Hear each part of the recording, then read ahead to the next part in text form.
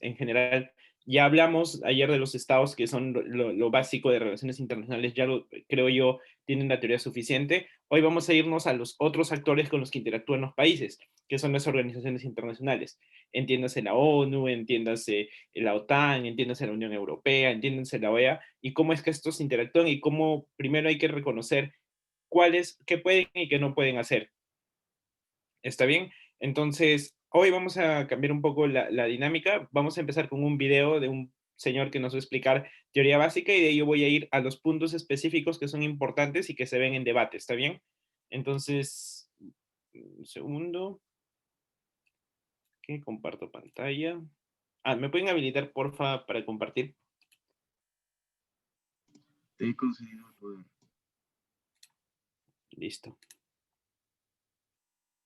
¿Ven al señor que está ahí? Tiene un aire Agustín Laje, no sé por qué. Pero no es nada de su teoría, no se preocupen. Entonces, voy a proceder a poner esto a un lado. Por un segundo. A apagar mi cámara. Y listo. Empezamos y de ahí yo voy a hacer una breve conclusión antes de pasar al siguiente tema. El día de hoy vamos a analizar aspectos generales en torno a las organizaciones internacionales. En primer lugar, sería conveniente determinar por qué se crean las organizaciones internacionales. Obviamente, en el escenario internacional hay diversos problemas que generan controversias. La búsqueda de la paz, las epidemias, los problemas transnacionales, son aspectos que obligan a los estados a actuar en conjunto, a buscar un escenario multilateral para cooperar y crear herramientas necesarias para solucionar dichos problemas. Así, por ejemplo, les quería plantear en el presente caso la situación de la pesca. ¿Qué pasa, por ejemplo, cuando ciertas especies se encuentran en peligro de extinción? ¿Cómo podemos, a través de este ejemplo, aclarar la necesidad de que los estados contribuyan entre ellos para crear un escenario positivo que favorezca la no extinción de una especie? Este juego se basa en el dilema del prisionero y es una aplicación de las ciencias políticas a esta asignatura. Así, por ejemplo, vamos a analizar el comportamiento del Estado A, qué es lo que puede hacer o no hacer y cómo el comportamiento de un Estado va a afectar las actuaciones que puedan llevar a cabo otros estados, a los cuales vamos a denominar estados B, C y D. En la tabla de continuación podemos ver el estado A, ante una situación que afecta a la pesca internacional o a la pesca con sus estados vecinos, puede adoptar una decisión de reducir la pesca o de no reducirla. Frente a esta decisión, los otros estados pueden adoptar, por ejemplo, frente a la decisión de A de reducción, también un comportamiento de reducir, lo cual generaría beneficios para todos ellos. Pero puede producirse que el estado A decida reducir la pesca y el estado B, C y D decidan no reducir, lo cual generaría un beneficio para ellos, pero una situación de desventaja para el estado A. Con este gráfico lo que queremos evidenciar es que la posición de cooperación, de colaboración entre los distintos estados va a frenar ciertas posiciones en las que un estado sienta que limita o restringe sus derechos frente a otros, o que otros estados sientan que pueden aprovechar de una posición de ventaja frente al descuido o la inacción de un tercer estado.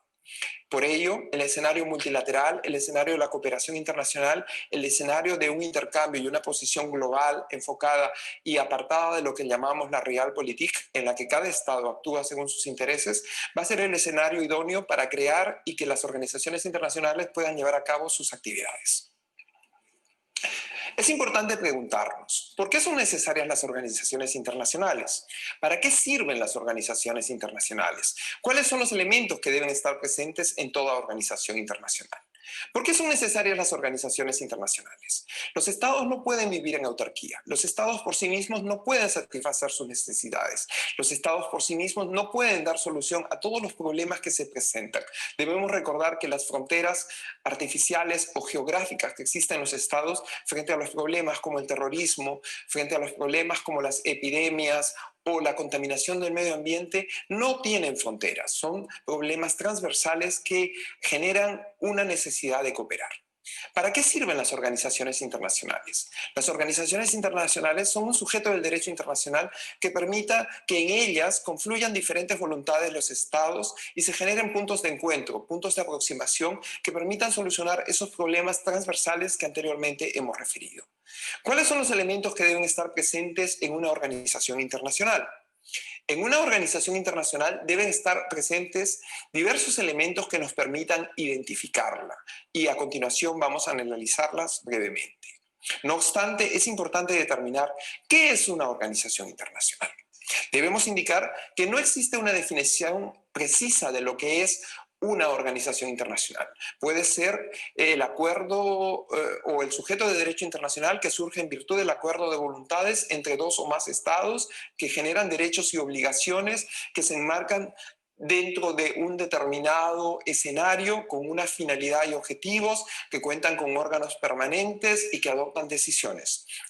Es una definición válida, pero otras definiciones también podríamos considerarlas como válidas. Sin embargo, es importante que en vez de definir, identifiquemos los elementos esenciales de una organización internacional. Así, por ejemplo, la organización internacional tiene que tener un carácter interestatal. La organización internacional tiene que ser creada por un acuerdo entre las partes que se plasma a través de un tratado internacional, que puede adoptar diferentes nombres. Tiene que contar con órganos permanentes y estos órganos tienen que tener la capacidad de adoptar decisiones. Las organizaciones internacionales pueden ser clasificadas de diversa manera. Toda clasificación es artificial, pero en el mundo de la academia siempre se tiende a establecer ciertos tipos y subtipos de organizaciones internacionales. Así, por ejemplo, según su participación, las organizaciones internacionales pueden ser de vocación universal o global en virtud de un principio de inclusión. El ejemplo por excelencia es la Organización de las Naciones Unidas y pueden ser organizaciones cerradas o restringidas que tienen un principio de exclusión. Por ejemplo, organizaciones que se crean en base a criterios geográficos, como la Organización de los Estados Americanos, que está abierta o cerrada solamente para los estados que conforman dicha región. Otro criterio de clasificación pueden ser aspectos que determinan su restricción. Por ejemplo, ¿cómo se estructura una organización internacional? La Organización para la Seguridad y Cooperación en Europa responde a un criterio que identifica esta organización internacional con una comunidad de intereses. No obstante, también la ubicación geográfica puede tener la característica esencial que permita definir a una organización internacional, como es el caso de la Unión Europea o de la Unión Africana, donde la geografía es esencial y determina el tipo de organización que estamos analizando.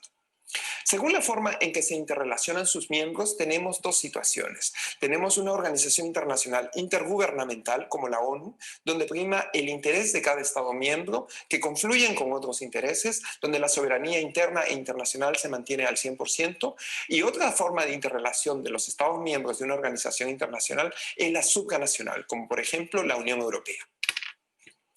Sin temor a equivocarnos, podríamos pensar que la Unión Europea es más que una organización internacional, y comparto con vosotros esta opinión. No obstante, para efectos de un contexto de análisis de organizaciones internacionales, creo que sí podemos permitirnos catalogar a la Unión Europea como una organización supranacional. ¿Qué implica ello?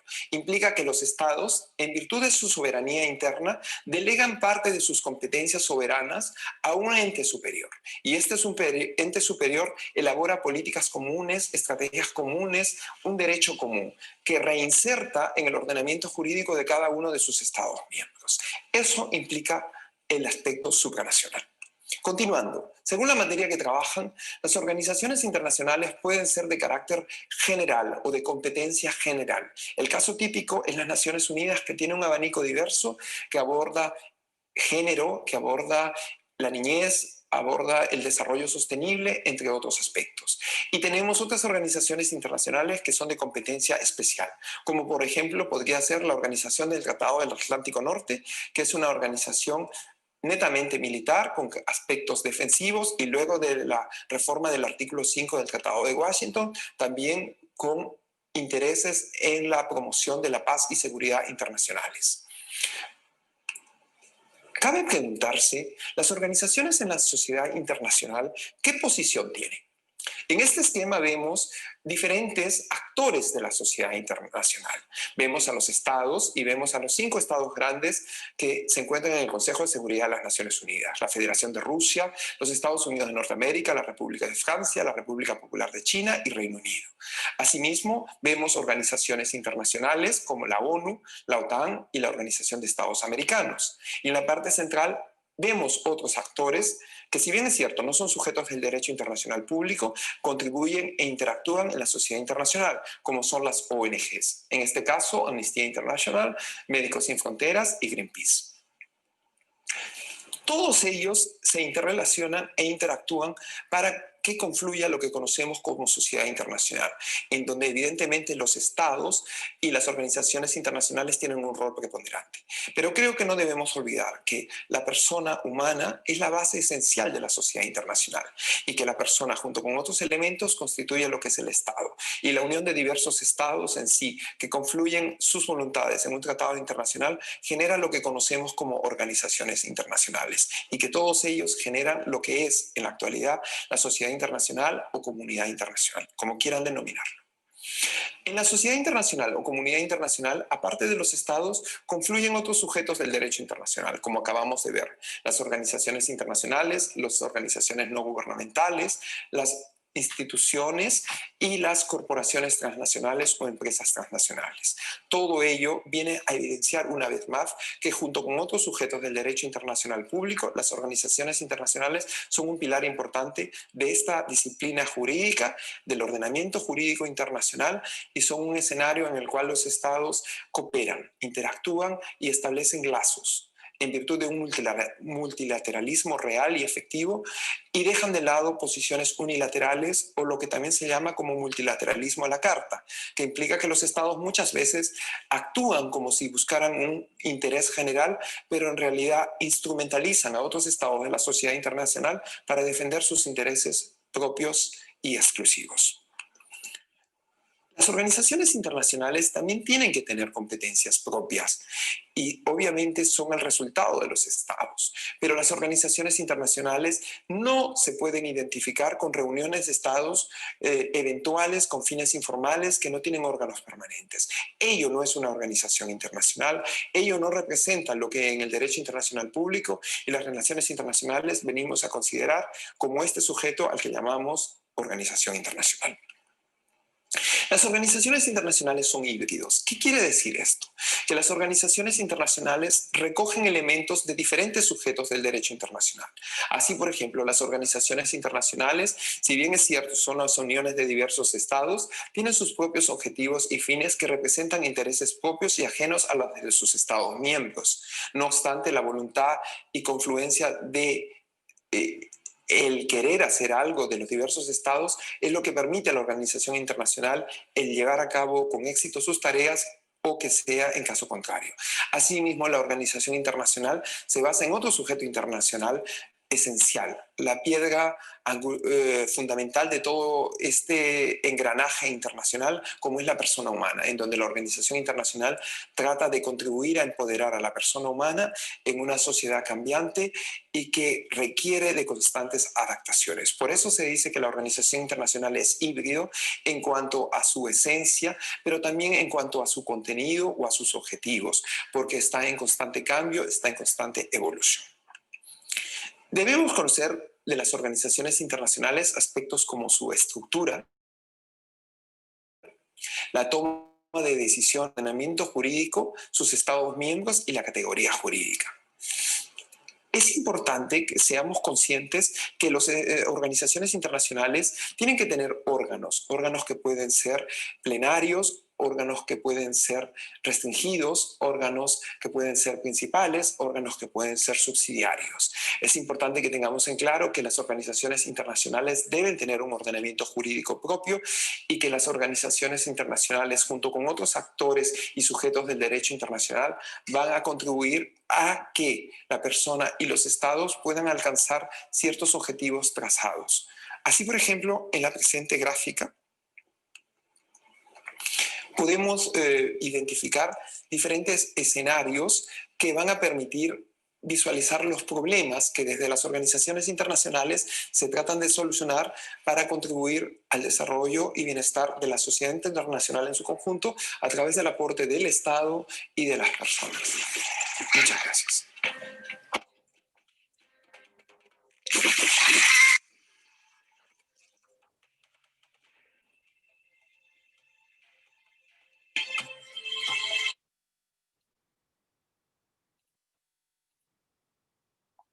Listo. A ver, ya creo que esa es teoría bastante interesante. Creo que nos sirve para tener una idea en general qué son los organismos internacionales. Se dan cuenta que la gran mayoría de ellos, por no decir casi el 100%, están compuestos por grupos de países. Entonces, esto es bastante importante porque es otra de las maneras por la que interactúan los países. ¿Está bien? Acá vamos a ver 4 puntos en específico que creo que son importantes y siempre están asociados a debate. Recuerden nuevamente que pueden escribir en el chat esta vez, porque sí lo estoy viendo, y pueden preguntar o lo que ustedes deseen. ¿Está bien? Lo primero, creo que queda claro bastante la composición en general, pero algo que hay que tener bastante en cuenta acá y es muy importante dentro de la composición de un organismo es que puede ser un organismo bilateral o puede ser un organismo multilateral. ¿A qué les suena eso? ¿O qué creen que les digo yo cuando es bilateral o multilateral? Muchas posiciones respecto al tema. No sé. ¿Ya? ¿Alguna otra idea?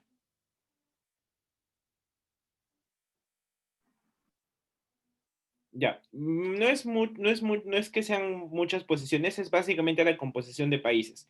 Multilateral es cuando hay 2 o más países miembros de una organización. Por ejemplo, tenemos las Naciones Unidas, la OEA y las más grandes. Pero también tenemos los organismos bilaterales, que son donde solo se agrupan 2 países. Por ejemplo, los más famosos son las agencias de cooperación. Ustedes han escuchado hablar de la Agencia de Cooperación Española para Perú, la Agencia de Cooperación que tenemos con Japón, con la Unión Europea. Entonces son multilaterales, se refiere a que hay varios actores o varios países. Bilaterales se refieren únicamente a 2. ¿Está bien? Lo segundo es, ¿cómo es que se vota en general estos países, en estos organismos internacionales? La regla general, y esto bastante atención, es que es un país, un voto. Entonces, por ejemplo, así funciona la Asamblea General de la ONU y en general o la Asamblea General de la OEA. Significa que cada país miembro tiene un voto y ese voto vale exactamente igual. Digamos, viendo únicamente en términos de votación, el voto de Estados Unidos vale exactamente lo mismo que el voto de Sierra Leona, por ejemplo. Entonces, digamos, las decisiones se toman por mayorías, ¿está bien? Pero adicionalmente tenemos otro tipo de votos en otros organismos internacionales. Por ejemplo, en el Fondo Monetario Internacional, en este organismo, si bien hay casi la misma cantidad de miembros que Naciones Unidas en general, no todos los países, el voto de Perú no es igual al voto de Estados Unidos, por ejemplo. En el Fondo Monetario Internacional, y nuevamente mucha atención con eso porque suele salir mucho el Fondo Internacional en debate, el voto es proporcional a la cantidad de acciones que tienes. ¿Por qué sucede esto? Porque el Fondo Monetario Internacional es una suerte de organización internacional clasificada de acuerdo a que su enfoque es exclusivamente económico. Entonces, hace más sentido que a pesar que es multilateral, muchos países, no todos tienen el mismo voto. ¿Por qué? Porque Estados Unidos aporta mucho más capital al Fondo Monetario Internacional, entonces su voto es mayor. Estados Unidos, por ejemplo, tiene el 40% de votos en el Fondo Monetario Internacional. Prácticamente es quien va a decidir muchas veces. Perú también es miembro del Consejo del Fondo Monetario Internacional, por ejemplo, pero su voto me parece que es 0.1 o 0.2%. ¿Está bien? Entonces, ojo con esa particularidad. Y así como existe el derecho al voto, también hay organizaciones donde existe el derecho al veto. ¿Qué significa el derecho al veto? Y creo que lo revisamos ayer. El derecho al veto es básicamente el que yo me oponga. Imagínense acá que los 7 que estamos hoy en la clase, queremos hacer una votación. Y yo digo, ya, todos vamos a aplicar como en la Asamblea de la ONU. Todos tienen un voto, es un voto por cabeza. Pero yo digo, ya, Y Rocío dice, está bien, acepto, pero ojo que yo, Rocío, tengo derecho a veto. Entonces, digamos, sometemos ahora a decisión si expulsamos a IAMS de Sodech. Todos votamos que sí, digamos, hay 5 votos a favor de votar a IAMS. IAMS no va a votar, se va a abstener. Entonces, técnicamente por mayoría, IAMS debería ser expulsado. Pero Rocío dice, no, voy a hacer uso de mi derecho de veto. Yo me opongo. El que un país tenga derecho de veto anula, aún así haya la votación de la mayoría. ¿Está bien? El organismo por excelencia donde hay derecho a veto es en el Consejo de Seguridad, que también lo vimos.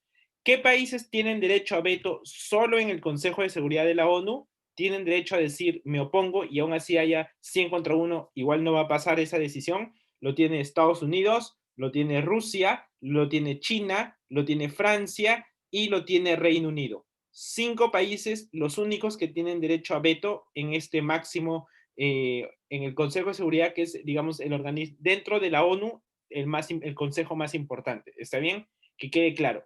Ahora, lo siguiente también es otro punto de análisis, tenemos que hacer, y es hablar de los poderes políticos. Nuevamente, si bien para afuera es un sistema de asamblea, un sistema de el voto de Estados Unidos es igual al voto de Djibouti, entonces no podemos ignorar que sí pesan internacionalmente las influencias y los poderes políticos. Por ejemplo, algo que estuvo muy de moda y de repente ustedes lo saben más que yo, es el famosísimo caso de la OMS, la Organización Mundial de la Salud. Significa que también tenía este voto de una persona, un país, pero ¿qué pasa? También no se puede negar que hay países que destinan mucho más dinero a estos organismos para no sé si es manutención o mantención, creo que ambos son correctos, igual ya me corrigen. Entonces, ¿qué pasa, por ejemplo, si tienes a un Estados Unidos que financia el 30% de la planilla de la OMS y te dice, ¿sabes qué? Yo me retiro. Entonces, si bien nuevamente, existe el sistema de asambleas, algo que no podemos ignorar primero es cómo se financian estas organizaciones internacionales. Siempre y casi siempre quienes dan más plata son los países más grandes, porque es lógico y razonable, ¿no? Nadie se imagina a Perú o a Bolivia dando dinero para mantener la OMS porque uno no tienen y dos no es su prioridad. ¿Está bien?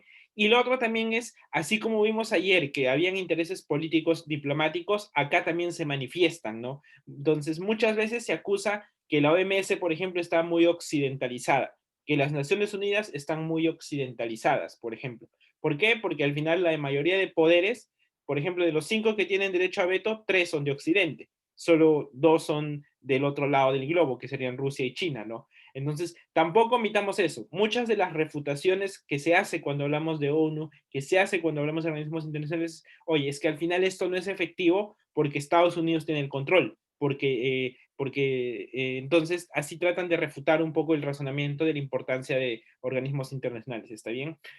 El cuarto punto de análisis que para debate en específico de organismos internacionales es que tenemos que hablar siempre del enfoque. Y esto es bastante importante porque lo dicen tal cual. Las Naciones Unidas, por ejemplo, tiene un enfoque estrictamente de cooperación en general, pero dentro tiene, por ejemplo, deben saber el UNICEF, que es el organismo multilateral para el bienestar de los niños. Tienes a la OIT, que es la Organización Internacional del Trabajo, que está enfocado en ver temas con empleados, empleadores y gobiernos. Tienes, por ejemplo, a la cumbre que hubo esta del clima, me parece que es, ¿alguien me ayuda? ¿Cómo se llama esta asamblea para el clima? La COP, por ejemplo, que tuvo asamblea en Lima, ¿no? Que está enfocado únicamente en temas ambientales. Tienes también organismos regionales, y esto tampoco hay que omitirlo. Por ejemplo, la Organización de Estados Americanos, a la que pertenecemos nosotros, la OEA. ¿Alguien me dice, por ejemplo, qué organismos regionales más conoce? Y eso es parte de cultura general. Regionales me refiero a que, digamos, y en específico para no hacerlo muy difícil, América, ¿no? O a los que Perú sea miembro. ¿Alguna idea?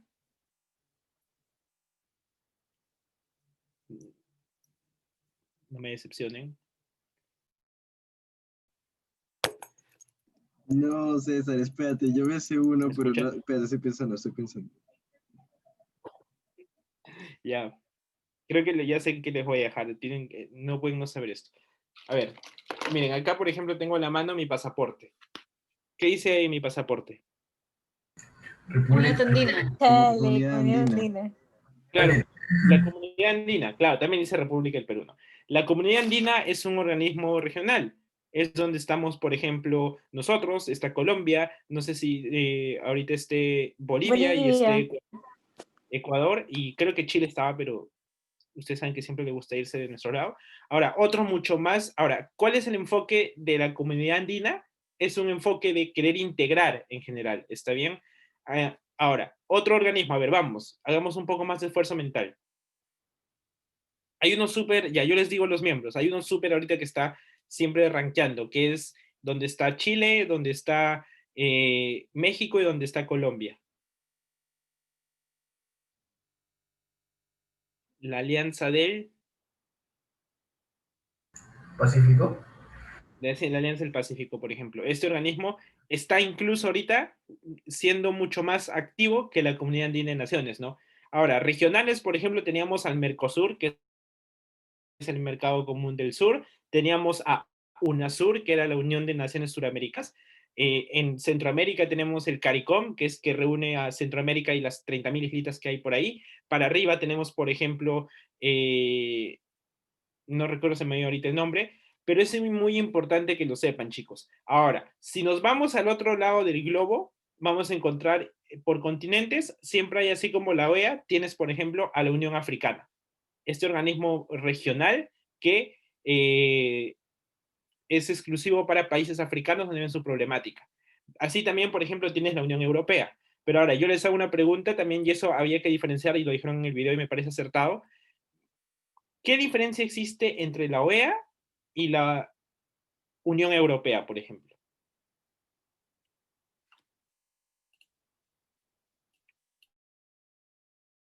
La Unión Europea tiene más poder. ¿Por qué? ¿En qué sentido más No poder? puede decidir sobre sus miembros, por ejemplo, económicamente. ¿No es esto Ya, intergubernamental y supranacional?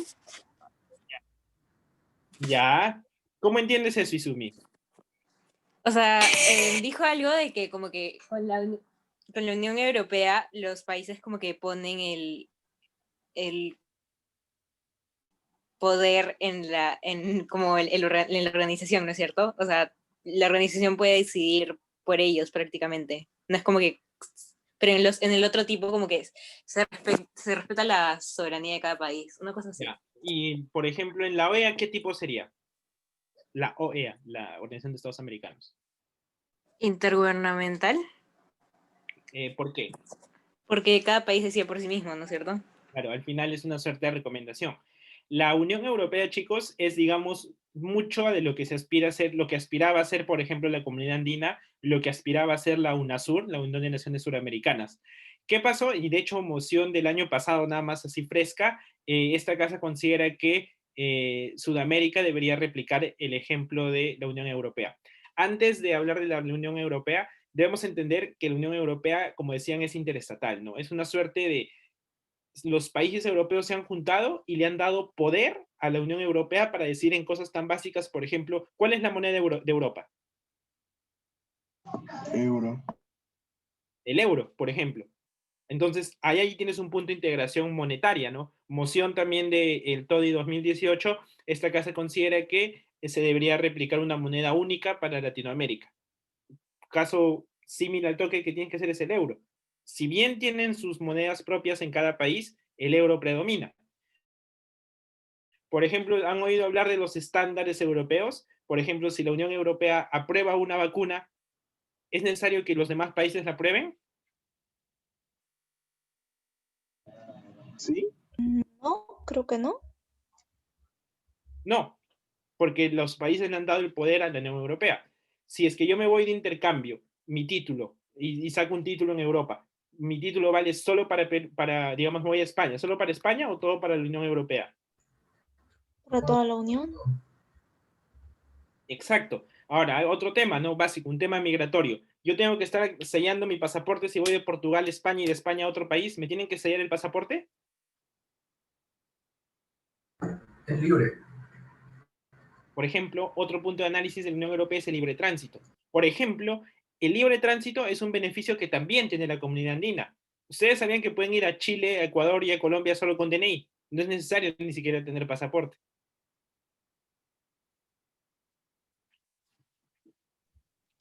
O sea que más o menos sí se puede escapar. Claro, técnicamente sí, pero hay que buscar los símiles, ¿está bien? Ahora, antes de pasar, y porque la Unión Europea es, digamos, un organismo, creo yo, que merece un video, vamos a poner, en este caso es un video mucho más interactivo que el señor, que es una guía básica para entender la Unión Europea y nos va a ayudar bastante también. Por favor, tienen que hacer preguntas si es que no entienden algo. Digamos, esa es la idea de la clase, ¿no? Si no les mandaría todos los videos y no habría mucho sentido.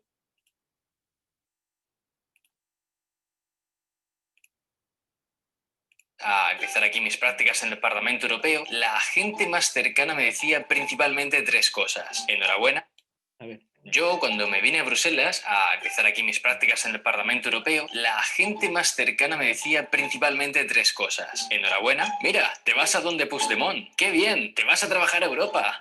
A Europa, así como concepto, como si España no estuviese ya en Europa. Y es que es habitual leer y escuchar que Europa ha hecho esto o Bruselas ha dicho esto otro, cuando muchas veces debería ser la Unión Europea ha hecho esto o la Comisión Europea ha dicho lo que sea. Entiendo que estos términos se utilicen en ocasiones, pero he visto que pueden llegar a crear cierta confusión, sobre todo si no sabes cómo funciona la Unión Europea, cómo se come. Por ello, hoy quiero hacer una guía básica para que al final del vídeo todos entendamos cómo está compuesta la Unión Europea. Y creedme, no va a ser un vídeo ni pesado ni con palabrejas técnicas. Dicho esto, vamos con el tema.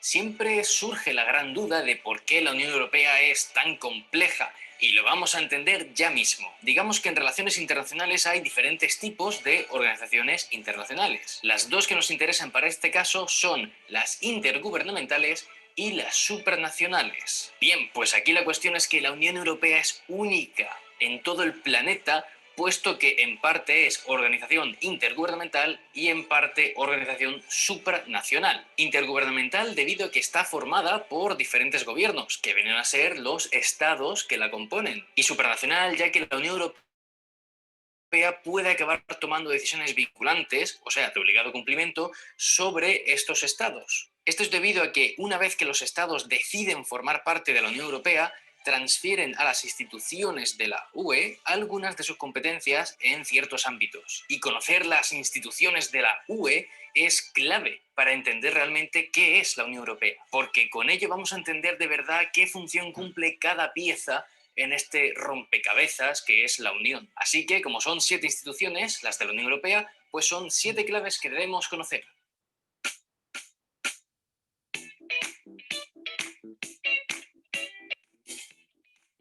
La Comisión Europea es el órgano más poderoso de toda la Unión Europea. Podríamos decir que es como el gobierno de la Unión, ya que es la Comisión Europea la que negocia en nombre de la Unión Europea acuerdos como del que hablamos en el último vídeo. La Comisión está liderada por una presidenta, que actualmente es Ursula von der Leyen, y por un equipo de 28 personas, a los que se les denomina comisarios. Y son 28 ya que hay uno por cada país que forma parte de la Unión Europea. Así que sí, cuando se marche el Reino Unido, pues serán 27, y si el día de mañana entran nuevos estados, pues serán más comisarios. El otro gran poder de la Comisión Europea es que es la única que puede proponer leyes. No es del Parlamento Europeo donde nacen oficialmente las propuestas de ley, sino de la Comisión. Además, en cuanto al presupuesto de la Unión Europea, es la Comisión la que lanza el primer borrador, digamos, la primera propuesta de los presupuestos, y ya luego eso se negocia con otras instituciones.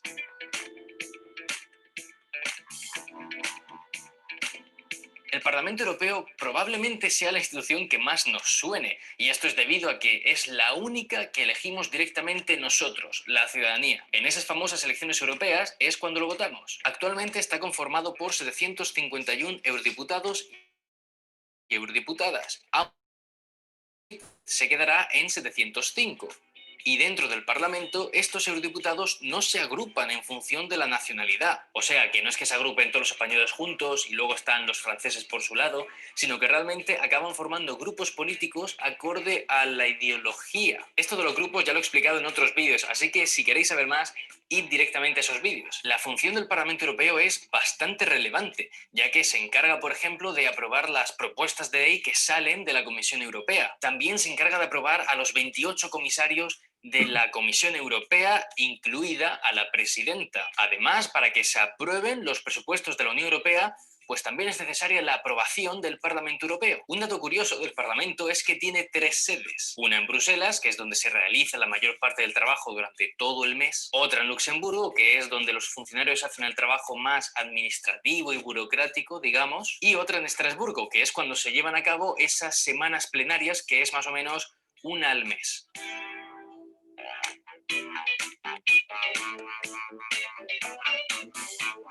Al Consejo de la Unión Europea se le suele llamar únicamente el Consejo. Y digamos que el Consejo es el tercer pilar legislativo de la Unión Europea. Es decir, que cuando se crea una ley, los 3 actores principales son el Parlamento Europeo, la Comisión Europea y el Consejo. Esta institución está formada por los ministros y ministras de todos los países de la Unión Europea. Entonces, cuando se trata el tema del medio ambiente, por ejemplo, pues se reúnen todos los ministros y ministras de medio ambiente de todos los países de la Unión Europea. Cuando hay un tema de economía, pues más de lo mismo. Y así con cada tema. Y, aparte de trabajar a nivel legislativo, el Consejo también tiene algo que decir en los presupuestos de la Unión Europea, ya que, junto con el Parlamento Europeo, tiene que aprobarlos. Es decir, cuando la Comisión Europea lanza su primer borrador, lo que decíamos antes, el Parlamento y el Consejo tienen que aprobarlo.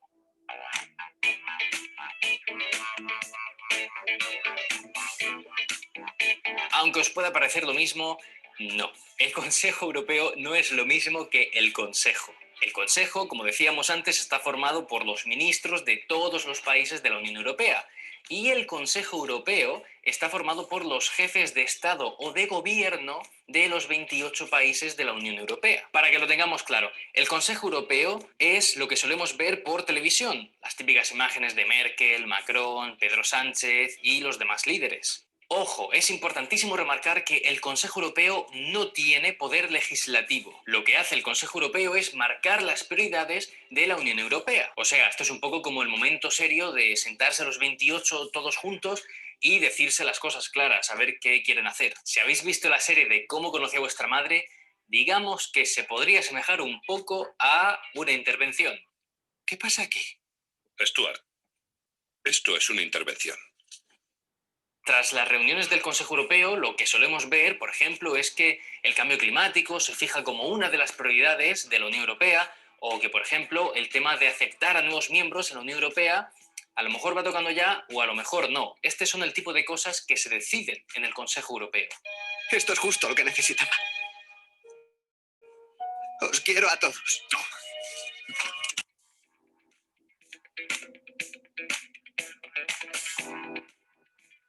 Este tribunal es la máxima autoridad a nivel judicial de la Unión Europea y, como es lógico, se encarga de garantizar que todas las leyes de la UE se apliquen de la misma manera en todos los Estados miembros. Además, este tribunal está en Luxemburgo y a él pueden acudir personas de manera individual e incluso empresas que crean que sus derechos han sido vulnerados por alguna institución de la Unión Europea.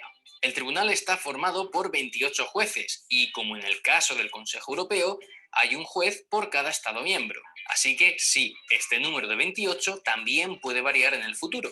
Los asuntos más comunes en los que trabaja este tribunal son, por ejemplo, anular normas europeas si entran en contradicción con los tratados de la UE, asegurarse que las leyes de la UE se apliquen por igual en todos los países miembros, como decíamos al principio, e incluso sancionar a las instituciones de la Unión Europea si han actuado mal con algún ciudadano, empresa o con alguna organización.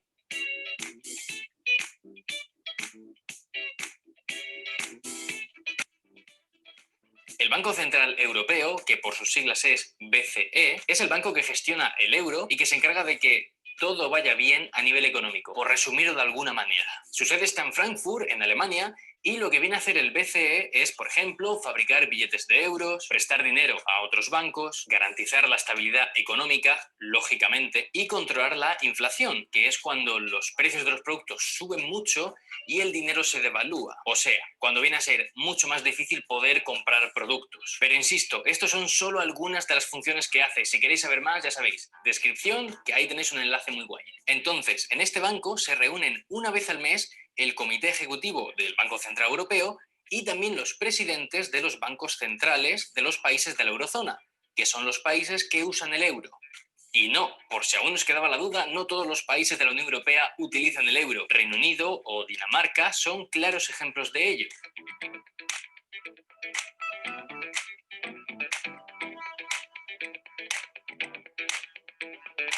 Esta institución es la que se encarga de asegurar que todos los fondos de la Unión Europea llegan a donde deben y que se utilizan correctamente. Además, el Tribunal de Cuentas es el que se encarga de informar sobre sospechas de fraudes, corrupción u otras actividades ilegales. Los miembros que componen el tribunal son elegidos por el Consejo y, como ya hemos visto en otras instituciones, se elige a una persona de cada Estado miembro de la Unión Europea. Pero hay que remarcar que el Tribunal de Cuentas es independiente del resto de instituciones de la Unión Europea, ya que si tiene que hacer auditorías a las propias instituciones, es decir, revisar que las cuentas estén bien y que no haya ningún chanchulleo, pues lógicamente es mejor que sea independiente de las instituciones. Esto se traduce en que el Tribunal de Cuentas decide qué se somete a una auditoría, cómo se hace y dónde y cuándo lanzan sus conclusiones. Y hablando de conclusiones, creo que va llegando la mía. A modo de apunte final, simplemente quiero deciros que para que tengáis geográficamente todo claro,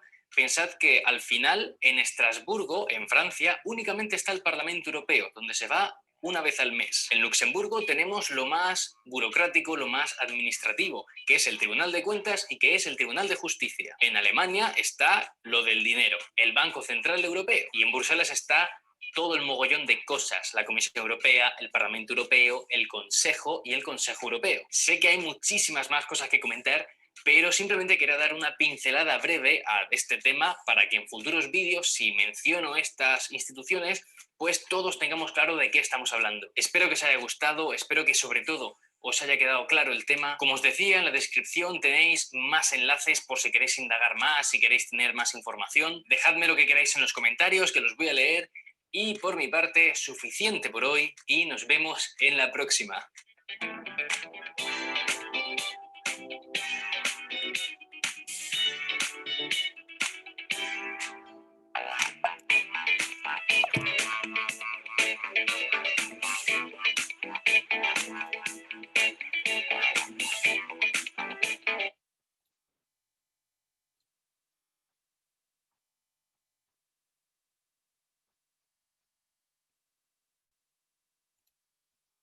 Listo, entonces ya vimos un video súper bacán y resumido en general de lo que es la Unión Europea. Se dan cuenta, la Unión Europea, como decía el del video, suele ser, digamos, una excepción y una aspiración de muchas regiones del país, ¿no? Del país, del planeta. Porque es el nivel de evolución y el nivel de desarrollo que tiene la Unión Europea permite incluso que tengan eurodiputados, ¿no? Significa que tengan un súper congreso. Imagínense un congreso con 700 personas todos tienen derecho a voto y pueden aprobar muchas cosas, ¿no? ¿No les suena muy similar a algo que nosotros vamos a votar, por ejemplo, ahora en abril? ¿Por qué votamos ahora en abril? César, lo que yo te iba a preguntar es, ¿quiénes son todos ellos? O sea, si tuviésemos que, sí, suena muchos impuestos, dice Joaquín. Si nosotros tuviésemos, ellos eligen, se votan, ¿quién dictamina quiénes son los que van a cada una de esas cosas? Cada ciudadano, o sea, al momento en que se hacen elecciones, se vota por quién quieres que sea tu eurodiputado, ¿no? Por eso les preguntaba, para que se hagan una idea más realista, acá en Perú, ¿por qué cosas vamos a votar en abril? Excelente pregunta. ¿De qué son las elecciones? Son presidente. Ya, chicos, eso sí, no pueden no saberlo, ¿ah? Es mi primera vez votando. Ya. No, a ver. yo sí sabía, pero no se esperaba que lo dijese, lo siento. En abril vamos a elegir presidente, congresistas y parlamentarios andinos. El Parlamento andino es digamos, aspiraba a ser como el Parlamento Europeo para la región andina, pero es un organismo que realmente no le da, nadie le da mucha bola, no tiene mucho énfasis. En lo único que quizás ha avanzado este Parlamento andino es en temas tributarios y en temas de propiedad intelectual, ¿no? Son los únicos dos temas que el Parlamento andino ha tenido algo de protagonismo, pero ahí es como que si no existiese nadie se haría bolas, ¿no? Porque era una aspiración. El proyecto de Comunidad Andina aspiraba justamente a ser como en la Unión Europea, ¿no? Tener un parlamento andino que regule ciertas cosas que sean obligatorias para los países. Pero al parecer acá nos gusta mucho nuestra soberanía y es algo a nuestro criterio muchas veces no negociable, ¿no? Entonces, en cuanto a la Unión Europea, quiero que quede claro eso, ¿no? Tiene una composición diferente y han visto cómo hay 3 órganos de decisión, han visto cómo hay mecanismos de integración como la moneda, mecanismos de integración como tener temas en común. ¿Está bien? ¿Alguna duda sobre la Unión Europea? Estaba en un debate sobre Latinoamérica, de unirse y esas cosas hace tiempo. Y después los chicos que eran españoles se pusieron a hablar y dijeron que la Unión Europea ahora era más un tema económico que otra cosa. ¿Por qué lo dijeron? ¿Sabes? ¿Se te ocurre? Es que al final es uno de los grandes potenciales. A ver, Iams, yo te pregunto, ¿te sería más fácil una arista de análisis simple, que es el poder de negociación? ¿Cómo tienes tú más poder de negociación? ¿Como Unión Europea o como España? Hostia, como Unión Europea. Evidentemente, es un tema casi supremamente económico, ¿entiendes? Si es que yo como me da a mí mayor poder de negociación, si yo vengo como el representante de la Unión Europea, que simplemente como el representante de Croacia, por ejemplo. Es un tema, es estrictamente al final como muchas cosas económico, pero eso no excluye que tengan temas, por ejemplo, el Tribunal Europeo de Derechos Humanos, la Unión Monetaria con el euro, eh, libre mercado entre ellos mismos, libre tránsito, cero taxes entre ellos para sus importaciones y exportaciones. Igual tienen que recordar que Europa es súper chiquito en comparación de Perú, por ejemplo. En Europa tú te tomas un tren y, no sé, puedes tomar desayuno, no sé, en Portugal, almorzar en Madrid y terminar cenando en París sin ningún problema, ¿no? Y todo en tren. O si no, mucho más rápido en avión, ¿no? Que son las distancias de media hora, una hora en el peor de los casos. Por ejemplo, eso también es un factor que muchas veces hace que cuando tengan debates de comparación de por qué Sudamérica no es muy similar, primero porque Sudamérica políticamente es muy inestable. O sea, hay que comparar, ¿no? Imagínense si éramos, no sé, la Unión Sudamericana y teníamos a Venezuela, que es mucho peor que Grecia, por ejemplo, económicamente, ¿no? Eso es un criterio, el criterio geográfico es otro, Sudamérica es inmenso. Entonces, por ahí también había un problema y también un problema económico, ¿no? Algo que que se tome en cuenta y también respondiendo en parte a lo de James, es que el poder de los países europeos es muy simétrico. Me refiero a que entre ellos se entienden bien. Acá en Sudamérica es completamente indistinto, las brechas son mucho más grandes. Es como que convencer al ciudadano argentino de que debe ser amigo, debe dar de sus impuestos para, no sé, mantener a los ciudadanos de Bolivia. ¿Se dan cuenta? Entonces, políticamente es más difícil y digamos, requiere mucho trabajo, ¿no? Nuestros países, aún digamos que son muy similares, Perú, Colombia o Ecuador, cuando se hablan estos temas de organizaciones multilaterales, no son tan similares. En la Unión Europea sí, o sea, como digo, es pequeña, gobiernos en su mayoría todos democráticos, me diría, salvo, no sé, algunos que tienen monarquías, pero ya no es las monarquías de antes, sino son monarquías constitucionales, y bueno, quien se salió, ¿no? El Reino Unido, que también el Brexit, por ejemplo, fue tema de debate 2 años, o sea, 2 años tú seguías viendo mociones de Brexit, ahorita ya no se ven. Eh, lo que se ve ahorita cuando veamos en Europa va a ser siempre las relaciones con Rusia, por ejemplo. Hay algo es digamos, básico, que Rusia tiene la llave del gas de Europa, ¿no? Entonces, si Rusia corta la llave, Europa se queda sin gas, por ejemplo. Temas ya regionales, un poco temas migratorios con África, sobre todo España y Portugal, seguro han visto muchos de los naufragios que ha habido de migrantes de África que quieren ir a Europa. ¿Por qué muchas veces, o a Italia, ¿no? Muchas veces dicen, oye, basta que llegue a entrar a la Unión Europea, es lo que ellos quieren, es porque, por ejemplo, tienen libre tránsito y cero fronteras, ¿no? Como les decía, con su DNI ellos circulan por toda Europa sin ningún problema. Entonces, para un ciudadano, haber llegado a un país de la Unión Europea significa mucho, porque ya va a poder circular dentro de una gran gama de países, ¿no? Y ojo que para entrar hay muchos países que quieren entrar a la Unión Europea, y les dejo de tarea a ustedes revisar, ¿no? Cómo es la composición de países en Europa. Y siempre, si van a empezar a analizar, comparar con América, por ejemplo, que es lo más cercano que tienen, ¿no? Y nuevamente, no olvidar, por ejemplo, la Unión Africana, muy parecida a la OEA, ver qué organismos existen en Asia, por ejemplo, el ASEAN se llama ASEAN, que reúne a todos los países de Asia, y Oceanía me parece que tiene uno, pero no es, digamos, tan importante o relevante, ¿no? ¿Alguna duda o consulta hasta este punto? Me faltó una de las... Me faltó una de las partes de la Unión Europea. ¿Cuál de todas? No sé cuál era, o sea, no tengo un nombre, porque eran 7, ¿no es cierto? A ver, habló del Parlamento Europeo, el Consejo Europeo, el Tribunal de Justicia de Europa. Habló de qué más. A ver, todos han visto el video. Ayudemos a Izumi.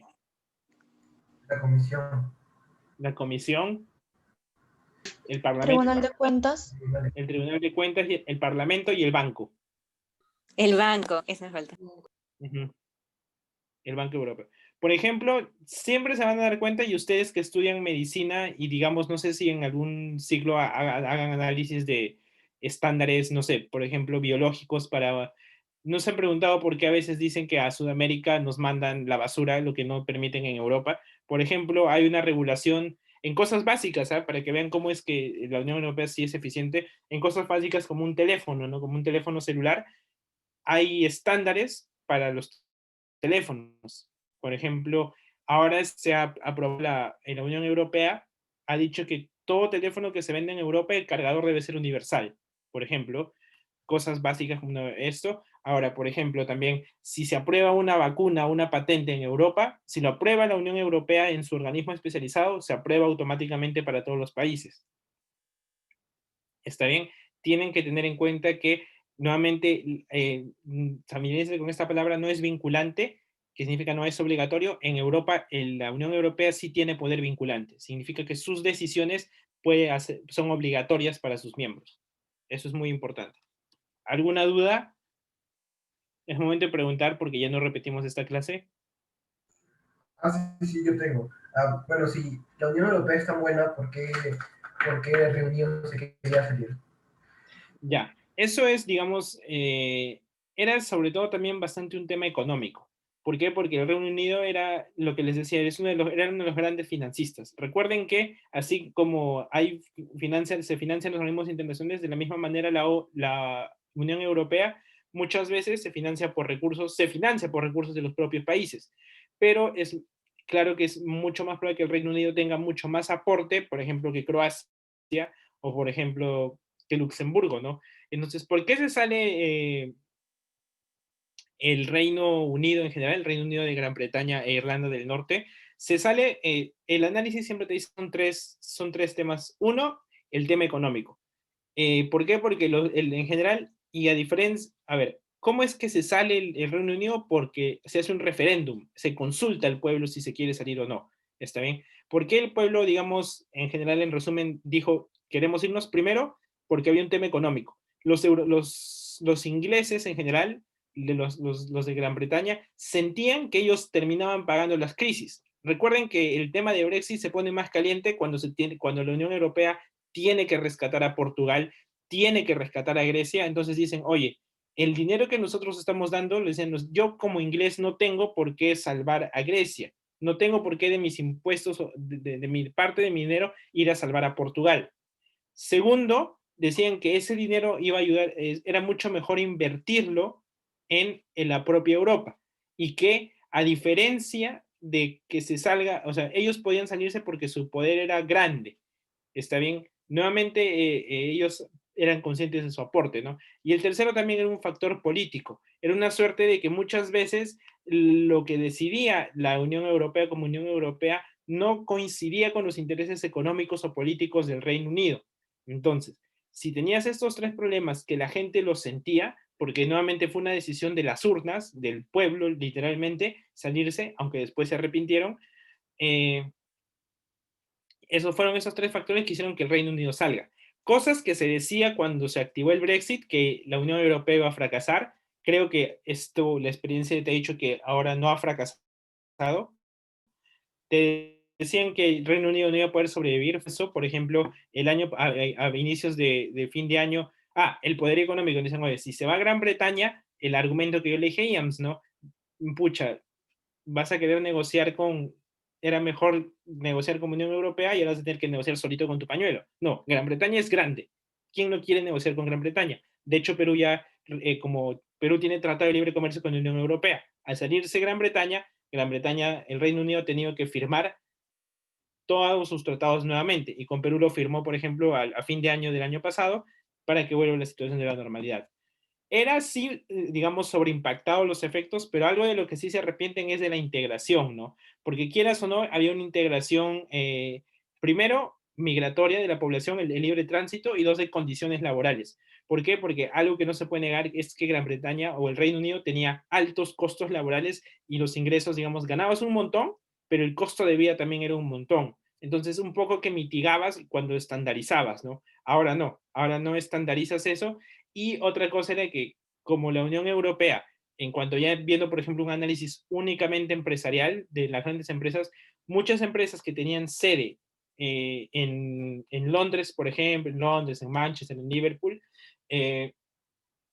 al momento del Brexit salen de ahí y llevan sus sedes, sus matrices a otros sitios por temas estrictamente tributarios, porque ahora ya no ibas a estar bajo el orden tributario de la Unión Europea, sino ibas a estar bajo el orden tributario del Reino Unido, otras condiciones, por ejemplo. Entonces, sí hubo un poco de perjuicios de esa parte, pero en general la población se arrepintió después. Es como que si tú haces un referéndum ahorita, te dirían no,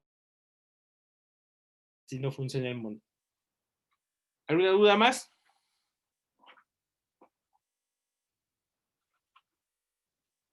¿Duda, consulta, comentario? Creo que más o menos lo has dicho ya, pero o sea, algún fallo importante que no se haya mencionado, como por ejemplo lo que estabas diciendo, ¿no? Que algunos países tienen que pagar por otros si no quieren.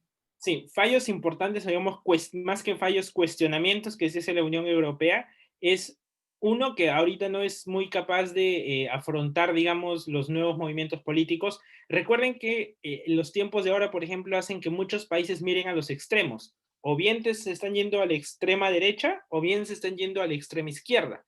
Entonces, ahorita hay muchos problemas de convivencia en el Parlamento Europeo, por ejemplo. ¿Por qué? Porque son ideas muy contrapuestas. Lo segundo es el temas económicos, ¿no? Primero, el tema de los rescates, ¿no? Oye, ¿por qué si alguien está en problemas tenemos que rescatar a los demás y ese dinero prácticamente F, ¿no? Otro, digamos, dentro del económico es cuando el Parlamento Europeo aprueban en el Parlamento Europeo priorizar ciertos gastos, ¿no? Por ejemplo, dicen ya, este año priorizamos temas de medio ambiente, pero hay países que no, o sea, muchas veces hay disonancia entre el interés de país contra el interés de grupo. Entonces, esto es como que los países chiquitos tienen que acatar lo que dice el grande porque es su compromiso y tienen beneficios. Pero el problema que se causa es que muchas veces lo aprobado para todos no se ajusta a las situaciones en específico. Entonces termina generando una sensación en la población de, oye, si es que somos soberanos, por ejemplo, deberíamos hacer excepciones a esto, ¿no? Por ejemplo, imagínense que se diga, ya, a partir de la agricultura se va a tomar cierto estándar de producción y viene después, no sé, un ejemplo, ¿no? Viene Luxemburgo y dice, oye, yo no puedo aplicar ese estándar porque mi agricultura no es tan grande. No, tienes que aplicarlo. ¿Está bien? Hay disonancia muchas veces. Ahora, ¿por qué no se salen los chiquitos? Nuevamente volvemos al razonamiento inicial de IAMS. Porque encuentran también beneficios en estar, ¿no? Porque es más fácil que me hagan caso a mí como Croacia miembro de la Unión Europea que Croacia solito. El poder de negociación que te da y el poder político y el poder de bloque es algo muy sólido de la Unión Europea, que incluso sin Reino Unido ha logrado, digamos, seguir caminando sin problemas. A tener en cuenta eso, ¿está bien? ¿Alguna duda, consulta? ¿Ninguna? Listo. Entonces, ¿Estamos hablando solamente de sí, la Unión Europea? Porque quería preguntar más o menos qué tal les iba a las otras cosas, a las otras sí, no, no. organizaciones, porque imagino que en Asia también tendrán algo parecido. Y pues no sé cómo les va ahí con eso. Claro, hay una diferencia abismal. Claro, hay una diferencia abismal y también parte de lo que explicaba en el primer video y lo que hacían énfasis Izumi, ¿no? Salvo la Unión Europea, todos los otros organismos IAMS son declaraciones de buena voluntad. Significa enfoque en cooperación, pero la clave no son vinculantes. Entonces, prima la soberanía. Es por eso que si es que hay problemas en Asia, como por ejemplo, que les conté ayer, en ese triángulo de mar entre Malasia, China y no sé, no recuerdo el otro país, lo arreglan entre ellos y no necesitan que intervenga ASEAN. Uno, ASEAN no puede más que decir, dejen de pelear. Dos, es más efectivo para ellos arreglarlo entre ellos, ¿no? Lo mismo sucede acá. La OEA no puede hacer nada si es que, por ejemplo, Perú y Chile se están mechando. No, o sea, la OEA puede decir, dejen de pelearse. Ok, dilo, ¿no? Lo que tú me digas no me importa. La diferencia es esa. Entonces, el poder de manejo en el mundo en general, salvo la Unión Europea, es muy similar a buenas voluntades, buenas intenciones, no vinculantes, no obligatorias. La Unión Europea es especial porque es vinculante, es obligatorio y actúa como bloque. ¿Está bien? Eso es por eso que todo termina siendo conferencias, reuniones anuales, besamanos, como se dicen muchas veces, o no sé, una escapadita de los presidentes a juntarse y a tomarse la fotito protocolar alzando la mano, ¿no? Entonces, por ahí tiene que ir el análisis. Bien, gracias. Se nota el mundo. Listo. Entonces son 9:20. Vamos a tomar unos 5 minutos de break mientras cambio las diapositivas. Lo que vamos a hacer ahora es ver, que creo que va a venir en el nacional sí o sí, le hubiera querido dar un poco más de tiempo también, pero igual lo podemos hacer, es el tema de la constitución en el Perú. Esto de qué es la constitución y la nueva constitución que se propone que es creo que fijo va a venir en el nacional, ¿no? Porque es el torneo nacional de Perú. Entonces, 9:30 máximo estamos empezando. Tomen agua y estiren las piernas. Estaba a punto de activar el bot here, pero no hay. Voy a pausar. Vamos a hablar primero de la Constitución. Creo que es importante, digamos, más que una clase de derecho constitucional de constitución que yo les dé, hablar en términos simples, porque no todos son abogados, pero también hay que saber si es que nos toca debatir con alguien que estudia derecho, ¿no? Entonces, esto es, creo yo, bastante importante en primer lugar. Lo segundo es que la constitución es un tema bastante político ahora. Nuevamente no dudo que alguna moción va a tener que salir porque si no, no sería campeonato nacional del Perú. Entonces, lo que vamos a hacer es, primero vamos a ver un video de 8 minutos de explicarnos qué es la Constitución en general, sin tinte de A, sin tinte de B. Lo que viene después sí ya son apreciaciones que vamos a hacer pensando como si fuera un debate a partir de ciertos esquemas que yo les voy a empezar a decir, ¿está bien? Entonces, vamos a compartir video. Vamos a compartir.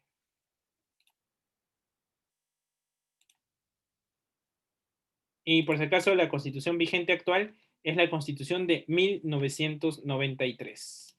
Voy a parar mi video y empezamos. Es la norma de mayor jerarquía. En el Perú, la Constitución es la norma de mayor jerarquía. Pero, ¿qué es y para qué sirve? En Enterarse, presentamos ¿qué es la Constitución? La Constitución peruana es el conjunto de reglas y principios, entre otros, de más alta jerarquía. Esta agrupa y regula los aspectos más básicos para que la sociedad peruana pueda funcionar y sienta las bases para la construcción del resto de normas. Así, en términos simples, cumple con dos funciones básicas. La primera es que establece los derechos fundamentales de los que goza todo ser humano en el Perú y, conectado con ello, qué garantías debe ofrecer el Estado para proteger esos derechos y permitir su cumplimiento. También trata sobre los deberes que debe cumplir todo ciudadano ligados a esos derechos fundamentales. La segunda función, y quizás la más importante, es que organiza al Estado peruano y fija limitaciones a sus poderes. Así, en esta segunda función se hace evidente algo llamado Estado de Derecho, es decir, que todos los peruanos, instituciones, funcionarios públicos y el Estado están sometidos a la Constitución y a las leyes vigentes. Más aún, en esta misma línea, la propia Constitución establece que nadie está obligado a hacer lo que la ley no manda, ni impedido de hacer lo que ella no prohíbe. Esto, según el propio Tribunal Constitucional, el máximo intérprete de la Constitución en el Perú, hace referencia al llamado principio de legalidad. Es decir, los peruanos son libres y esa libertad puede ser solo limitada por la ley o la Constitución. Ningún funcionario, sin importar el cargo que tenga, ni el presidente, pueden transgredir esos derechos protegidos por la Constitución. Es así como poco a poco la Constitución va desarrollando los límites en la actuación pública y de los individuos, a través del principio de legalidad y la existencia del Estado de Derecho. Sin estos principios básicos, la Constitución no podría cumplir su función. La Constitución define al Estado peruano como un Estado democrático de derecho, cuya forma de gobierno es una república y establece así la separación de poderes. Para entender más sobre cómo se organiza el Estado peruano, puedes ver nuestro video dedicado a eso. La Constitución nos dice, así, cómo deben funcionar el Poder Ejecutivo, el Poder Judicial y el Poder Legislativo y cómo deben actuar los funcionarios públicos. También fija las reglas generales para las elecciones. Las reglas más específicas, que no pueden contravenir la Constitución, se desarrollan en normas de menor jerarquía. La Constitución establece también qué participación debe tener el Estado en la economía y sus lineamientos generales. Establece que vivimos bajo una llamada economía social de mercado. Esto va acompañado de la libre competencia, la libertad de contratar, la defensa de la propiedad privada, entre otros. Adicionalmente, el Estado, por regla general, no puede hacer empresa, solo puede hacerlo subsidiariamente cuando haya un alto interés público o manifiesta conveniencia nacional, solo autorizado por ley expresa. Ello significa que el Estado no puede, mañana, entrar a competir contra una empresa privada de manera antojadiza. Sin embargo, este conjunto de normas y principios ¿regula todos los aspectos de la vida de una persona? No, ello sería imposible. Y para desarrollar aspectos más específicos, existen normas de menor jerarquía, como las leyes, puedes conocer más de ellas en otro video, normas con rango de ley, entre otros. Todas las normas de menor rango deben respetar la Constitución. Adicionalmente, todas las acciones de los peruanos, incluyendo en la vida privada de las personas, deben respetar aquello que está establecido en la Constitución. No obstante, hay muchos aspectos de la Constitución que, al ser puestos en duda, deben ser interpretados. Para determinar cuál es la interpretación que prevalece, existe una institución autónoma llamada el Tribunal Constitucional. Puedes ver qué es el Tribunal Constitucional en otro de nuestros videos. Ahora, uno de los aspectos más importantes desarrollados por la Constitución son las llamadas garantías constitucionales. Las primeras 3 garantías permiten defender los derechos fundamentales de los individuos. Está el habeas corpus, que defiende la libertad individual, la acción de amparo, que protege derechos como la libertad de expresión, de reunión, el derecho a un debido proceso, entre otros, el habeas data, que protege el derecho a acceder a información pública y de autodeterminación informativa, es decir, el derecho al control de la información personal, y luego están las siguientes 3 garantías, que permiten proteger la primacía de la Constitución.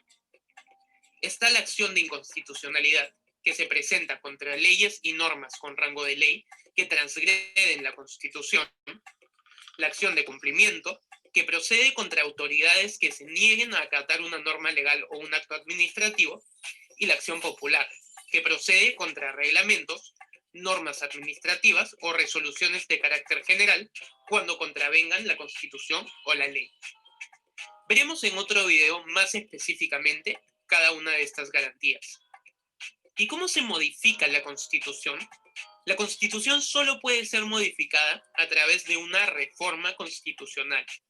Si el presidente o un grupo de congresistas o el 0.3% de la población electoral del Perú propone una ley que modifica la Constitución, esta debe necesariamente ser aprobada por mayoría absoluta en el Congreso. Esto es, por más de la mitad del número legal de congresistas, es decir, por mínimo 66 votos. Luego, esa modificación debe ser ratificada por referéndum. Por otro lado, puede evitarse el referéndum solo si el Congreso aprueba en 2 legislaturas ordinarias sucesivas esta ley. En ambas votaciones, el respaldo debe superar los 2/3 del número legal de congresistas. Según la Constitución, cada legislatura ordinaria dura 120 días. Así, la Constitución es la base sobre la que todo el resto de normas recae y que está por encima del poder de cualquier funcionario o individuo. Por ello, su modificación pasa por un proceso más rígido que una ley ordinaria, para evitar que ésta pueda ser modificada de forma ligera. Si alguno de los poderes puede modificar la Constitución y cambiar las reglas a su antojo, la Constitución perdería su razón de ser. ¿Y tú? ¿Crees que en el Perú la Constitución es respetada? Si te gustó este video, apóyanos dando like y suscribiéndote a nuestro canal.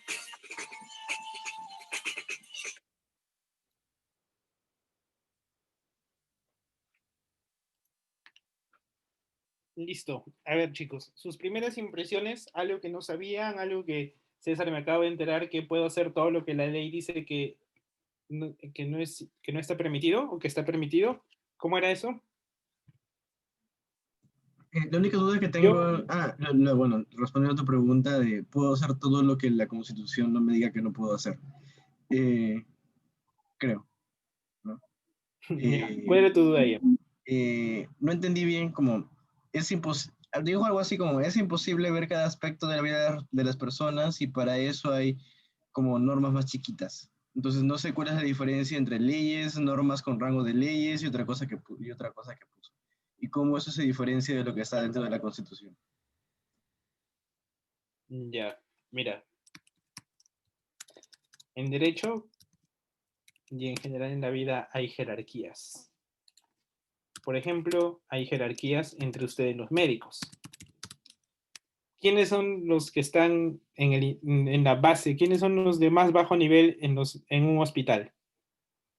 El interno. Por ejemplo. ¿Quién sigue después del interno? No sé, el jefe de internos. ¿Ya? No, los residentes. Presidente. Sí. Grey's Anatomy. ¿Qué sigue después? ¿Quién está después? R1, R2, R3, R4 hasta... Son los residentes que van aumentando de Rs. Y después ya son los médicos titular y de ahí ya jefes del servicio. Ya. No, pasa por especialidad también más arriba todavía. Claro. Ahora, imagínense, yo les pregunto algo. La máxima autoridad de un hospital, ¿quién es? Bueno, diría yo que el director del hospital, pero no estoy segura. ¿Ya? Yo también creo que es eso, salvo alguien me diga acá que no es así. Las jerarquías, así como funcionan, digamos, de un hospital, el director, por ejemplo, hace todo. El director va a comprar, el director va a comprar medicinas, el director limpia, el director atiende. ¿Qué hace el director? Administra nada más, creo que ni siquiera atiende pacientes. Ya, de hecho hay muchas, hay un par de hospitales que están concesionados en Perú, donde la parte administrativa nadie es personal de salud, sino todos son administradores de profesión. Dato curioso, ¿no? Pero aquí va esto. en general, cuando hablamos de jerarquías y de funciones, hablamos de pirámides. Y esto en derecho nos enseñan, y respondiendo a la pregunta de IEMS, y creo que de repente no lo saben, nosotros en derecho hablamos de la famosísima pirámide de Kelsen. Kelsen es un constitucionalista,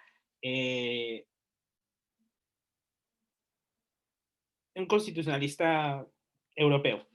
¿Está bien?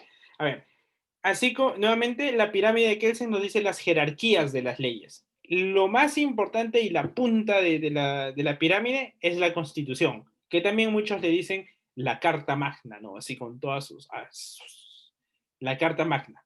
Debajo de la Constitución vienen las leyes. Debajo de las leyes vienen las resoluciones legislativas. Debajo vienen los decretos supremos. Debajo vienen las resoluciones supremas.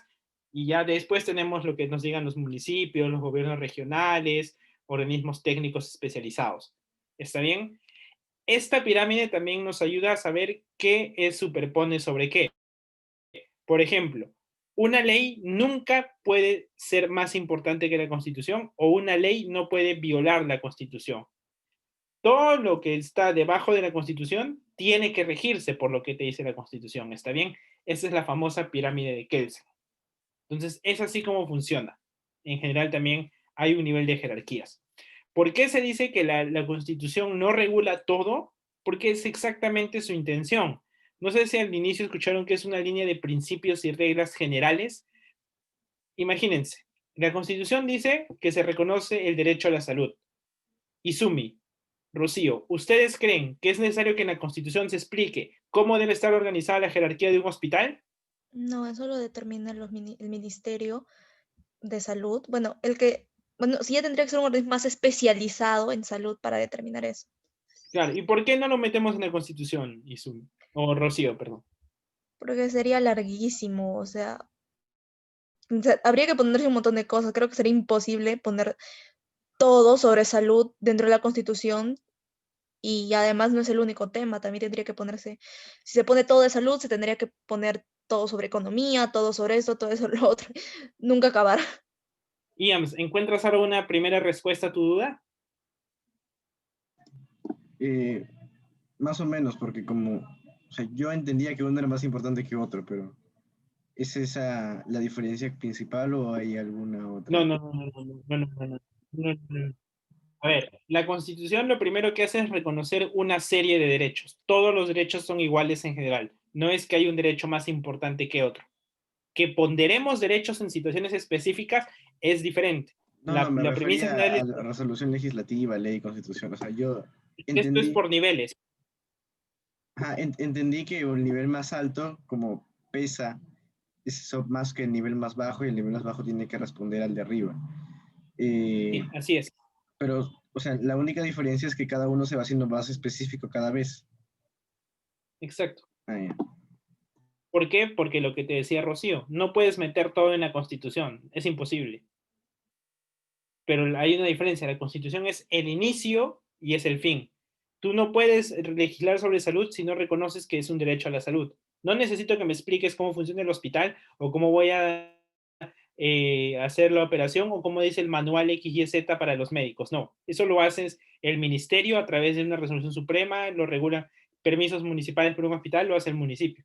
Pero partimos de que la Constitución te reconoce un derecho a la salud. Asimismo, si haces algo, tienes que inspirarte en el derecho de la Constitución. ¿Por qué? ¿Por qué vamos a ir a un hospital? ¿Por qué? Porque se reconoce el derecho a la salud. ¿Está bien? Es una jerarquía y es un orden, ¿no? Al final la Constitución es lo más importante. Ninguna medida puede ir sobre encima de la Constitución. Si la viola, piña. ¿Está bien? Entonces, es bueno que entender. Sí, ¿qué pasó, bien? No, dije, está bien, gracias. Ya, ¿alguna duda sobre la pirámide y sobre las jerarquías de las normas? Ahora, ¿qué pasa? Y acá sí, digamos, esto incluso es para una clase entera en general. En el curso donde soy asistente lo vemos casi la mitad de un ciclo, que es el test de proporcionalidad, ¿no? Que es lo que se hace mucho en debate. Se reconocen dos derechos y ponderamos los derechos. Entonces, Para casos específicos sí puede haber un conflicto. A ver, si hay un conflicto entre una ley y entre la Constitución, siempre voy a preferir la Constitución. Si es que hay un conflicto entre el decreto supremo que hizo el ministro y la Constitución, voy a preferir la Constitución. Pero ¿qué pasa si hay conflictos entre los derechos de la misma Constitución? Aplico la ponderación de derechos, solo para casos específicos y con criterios específicos, ¿no? Sí les voy a enseñar ponderación, creo que va a ser importante. Se los enseño en la siguiente clase. Ahora, entendido eso, ¿alguna duda más? El estatuto de Sodech va al último, como algo de privados. No puede ir nuevamente sobre la Constitución, no podemos vulnerar reglamentos, no podemos... No. Los contratos entre privados son la base, porque esa es la ley entre las partes, nada más. ¿Está bien? A ver, vamos a ver 1, 2, 3, 4, 5, 6, 7 puntos de análisis en estos minutos que nos quedan, en general, de la Constitución asociados al debate. No es una suerte de estoy a favor o estoy en contra, creo que eso tiene que formarlo ustedes. Ya hablamos una vez, incluso yo les di mi postura sobre la Constitución. Lo primero es que, como decía, la primera parte de la Constitución, y ojo, por favor, y lo voy a hacer ahorita.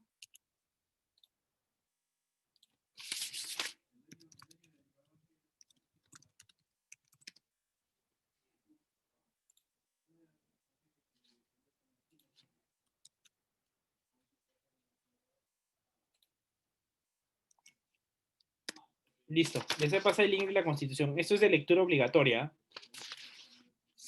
Listo. A ver, la primera parte de la Constitución es lo que hace reconocernos derechos a nosotros. Los derechos, todos los que nosotros sabemos y muchos más, ¿no? Desde el derecho básico a la vida, hasta el derecho a la educación, a la salud, a la libertad de inversión, a la libertad de contratar y ser contratado. Todos los derechos se nos reconocen. La primera gran parte de la Constitución. Creo que acá no hay consenso de que en general nadie se opone nadie diría estoy en contra de la Constitución porque reconoce, quiero quitar el derecho a la educación, a la salud. Ahora, acá hay algo interesante. Ustedes vieron, o sea, digamos, los derechos no pueden ser sometidos a votación en general. No podemos votar por reconocer, porque se reconozca el matrimonio de personas del mismo sexo o del mismo género. No, los derechos no se votan en general. Los derechos son propios de las personas. Así también no podemos votar por quitar el derecho, no podemos someter a referéndum, no se quita el derecho a la educación. No, los derechos se reconocen de por sí. ¿Está bien? Entonces, la primera gran parte de la Constitución es el reconocimiento de nuestros derechos y nuestras libertades. La segunda parte, el segundo punto de análisis de la Constitución, es cuando hablamos de la organización del Estado. Ahí van a encontrar los poderes, ¿no? El poder ejecutivo, el poder legislativo, el poder judicial, en general, lo van a encontrar ahí. Van a encontrar los organismos autónomos, la Contraloría, el Ministerio Público, la Defensoría del Pueblo, el Tribunal Constitucional. Entonces, la segunda gran parte es la distribución del Estado. También cuando ustedes escuchen los debates de Constitución, casi nadie se opone a eso. Todos están de acuerdo que hay un presidente, un poder judicial y un poder ejecutivo, un poder legislativo, ¿no? Entonces, no tiene mucho sentido ir por ahí. Quizás el punto más controversial es cuando se regula un poco la economía. Ahora, en economía hay algo bastante interesante y es el giro que le damos, y es lo que diferencia muchas veces a las constituciones. Nosotros estamos, antes hizo la Defensoría del Pueblo es un órgano autónomo que, tal cual su nombre, su rol es cuestionar al Estado, a cualquiera de los tres poderes, y emitir informes en defensa de los derechos de las personas. Por ejemplo, hay muchos informes de población LGTBI que hace la Defensoría del Pueblo. Hay muchos, por ejemplo, informes de represión policial que hace la Defensoría del Pueblo. Hay muchos informes de requisitos de conflictos sociales en las regiones, los hace la Defensoría del Pueblo. Su rol es alertar y cuestionar las acciones que puedan estar sucediendo, siempre desde el enfoque del derecho de las personas. ¿Está bien? Ahora, retomemos el punto de la economía. Quizás la economía es el punto más disruptivo en general en el debate que estamos viviendo ahora y que muy probablemente se agudice conforme vayamos acercándonos a las elecciones. Y es cuál es el rol del Estado en la economía. Actualmente nosotros estamos en una economía social de mercado. Significa que no somos totalmente libre mercado, sino que creemos que existe el Estado y es necesario también en su regulación. Pero el Estado, por ejemplo, no puede ser empresario. salvo dos excepciones. O sea, la primera excepción que dice la Constitución es el Estado solo tiene un rol subsidiario. ¿Qué significa un rol subsidiario, César?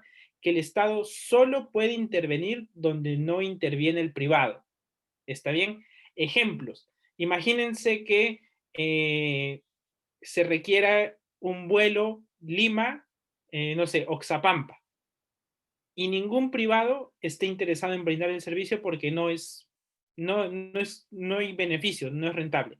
Solo si es que no hay ningún servicio, no hay ningún privado que quiera hacer la ruta Lima-Oxapampa en avión, puede ir el Estado e intervenir. Está bien, yo voy a tener mi aerolínea de bandera, va a ser Lima-Oxapampa. ¿Está bien? Y ojo que hay una diferencia en este rol es que muchas veces el Estado, por su rol social, pues deja de lado incluso el esquema de costos, ¿no? Aunque no debería ser así, pero deja de lado el esquema de costos por preferir el bienestar social. Entonces es importante que la gente de Oxapampa esté conectada con la gente de Lima, sí, listo, yo me hago cargo.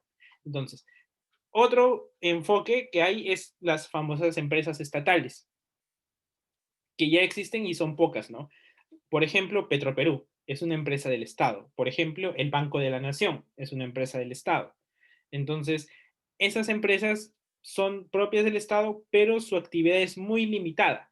Por ejemplo, el Banco de la Nación no emite tarjetas de crédito para las personas, no da préstamos generales a las personas. El Banco de la Nación solo, por ejemplo, puede darle préstamos a los trabajadores del sector público, solo le puede dar tarjetas a trabajadores del sector público. Sí, cualquier peruano puede abrir su cuenta, pero no es como un banco comercial, ¿no? El banco comercial puede brindar créditos hipotecarios a todo el mundo, créditos vehiculares, puede darte tarjetas de crédito, puede darte todo. No, el Banco de la Nación, si bien es el Banco del Estado, tiene un rol más social. Por ejemplo, por ahí se pagan los sueldos a los que trabajan para el Estado, por ahí se pagan las pensiones, por ahí se pagan los programas sociales. ¿Se dan cuenta? Sí es necesario que el Estado tenga un banco, pero a comparación de un banco privado, porque la Constitución lo dice, su rol es más chiquito, a pesar que es un banco gigante, inmenso, y que es el banco que más plata tiene en el país.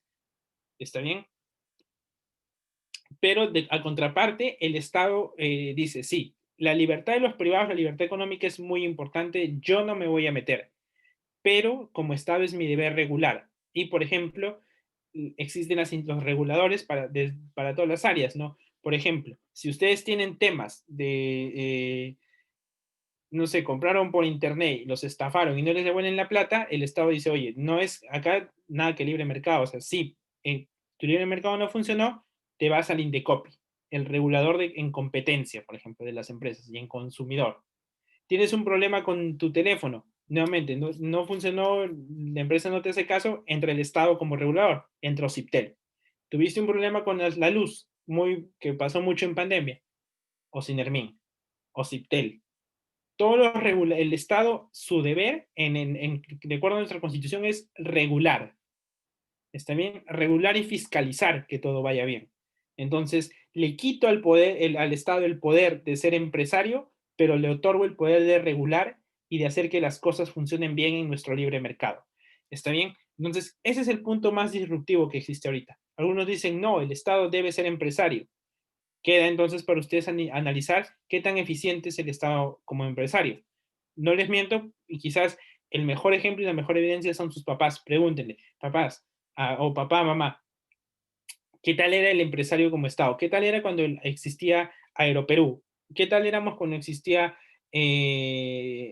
todo era Perú? Las minas eran de Perú, incluso hasta los hoteles eran del Estado. Muchos hoteles de regiones, los hoteles de turistas se llamaban. Los hoteles de turistas en las regiones pertenecían al Estado. Hasta hotelero era el Estado. ¿Está bien? Y ver cómo también hay esquemas mixtos, ¿no? Hay esquemas mixtos de convivencia. Ahora, ¿dónde sí se permite muchas veces que convivan privado con público? Es en sectores estratégicos como los derechos básicos, ¿no? Por ejemplo, el que más conocemos nosotros y el que usamos, nuestra educación. ¿Convive, por ejemplo, Cayetano y convive con San Marcos? ¿Conviven ambas? Sí conviven. ¿Por qué? Porque si bien el Estado permite que pueda haber universidades que son empresas o que son privadas, dice, sí, pero mi rol también es, ojo, darles educación, y la educación es un derecho básico, creo las universidades estatales. Ahora, para que ustedes vean, y digamos de la manera más objetiva, démonos cuenta cuáles son las diferencias estructurales entre Cayetano y entre San Marcos, por ejemplo, ¿no? O entre San y San Marcos, ¿no? Y cuestionémonos más allá de, prejuicios que podamos tener, ¿por qué o qué falla para que Cayetano sea 10 puntos desde la entrada hasta el baño y San Marcos no lo sea? Hay que hacernos esos cuestionamientos cuando entramos a este tipo de debates. El cuestionamiento se los dejo a ustedes. ¿Está bien? Entonces, y el otro modelo es, hay servicios básicos que sí también, una suerte de que el Estado los concesiona, ¿no? Por ejemplo, la luz, por ejemplo, el agua, no entran al mercado porque imagínense que el servicio de agua sea de libre mercado, son los monopolios naturales, ¿no? Es más eficiente para el Estado que solo haya una empresa de luz, que solo haya una empresa de agua. De hecho, hay un debate que sí está ahorita en bogues, si es que el Internet debería ser servicio público. ¿Se imaginan? Entonces, por ejemplo, les digo, ¿por qué se dice eso? Porque nuevamente, imagínense que haya 30 empresas de agua y cada una tenga su diferente red de alcantarillado. Tendrían que, todo el día viviríamos en obras y todos querrían dar agua. Entonces, no puede entrar a la lógica de mercado. ¿Está bien? Entonces, es más eficiente que solo uno nos brinde agua, que solo uno nos brinde luz. Y es nuevamente el Estado regule ese servicio. Entonces, ya no me encargo yo de hacer las redes, de cobrar, de brindar el servicio, no. Le doy al privado que obtenga su ganancia, que pague los impuestos por esa actividad, pero yo sí me encargo de regular, yo me encargo de ver que todo vaya en orden, ¿está bien? Entonces, el punto económico en la Constitución es lo más disruptivo que vamos a encontrar y es quizás el punto de mayor debate, porque no, ustedes no ven a nadie de derecha o de izquierda diciendo debatiendo sobre los derechos o debatiendo sobre la existencia de los tres poderes en temas de Constitución. No, lo que más importa es el tema económico. ¿Está bien? Y hay que verlo desde el punto de vista frío, ¿no? Ah, y acá dos conceptos importantes cuando hablamos de economía. ¿Es lo mismo crecimiento que desarrollo?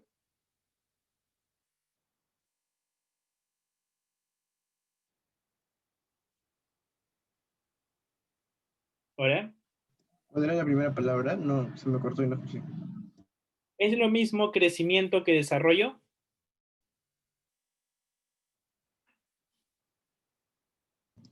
Sé que no, pero no sabría identificar la diferencia.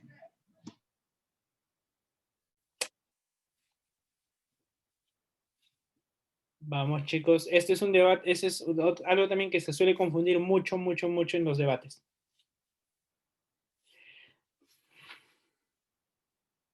A ver, vamos a empezar entonces. ¿Cuál es la diferencia entre crecimiento y desarrollo? Lo vamos a ver desde un ejemplo básico. Yo digo, Perú es uno de los países que más ha crecido económicamente. Sí, Perú es uno de los países menos desarrollados. También. ¿Basta decir que un país ha crecido implica que haya desarrollo? No. O sea, como que No, porque creo que el crecimiento sería algo así como el crecimiento mismo del capital que tenga ese país, pero ya el desarrollo es en cómo lo invierte y en cómo esto se refleja también para su población. Entonces, podemos tener un capital inmenso, gigante, pero si no hacemos nada con él, nuestro crecimiento puede estar a tope y nuestro desarrollo en nada. Muy bien, Rocío. Esa es exactamente la diferencia y es lo que pasaban, por ejemplo, muchos países de, oh, muy bien. Y es algo de lo que entra también cuando se hacen debates desde el punto de vista económico, los economistas, digamos, que solo ven números fríos, te dicen, oye, no puedes cambiar la Constitución porque es el modelo que más crecimiento nos ha dado. Miren las cifras. Es un crecimiento sostenido desde el 93 en adelante, inédito. Y tienes a la otra persona que quiere refutar eso y dice, sí, te reconozco el crecimiento, pero ¿de qué sirve que me haya triplicado mis ganancias si las personas no tienen postas, no tienen colegios? ¿Cuál es el enfoque que le está dando a la otra persona?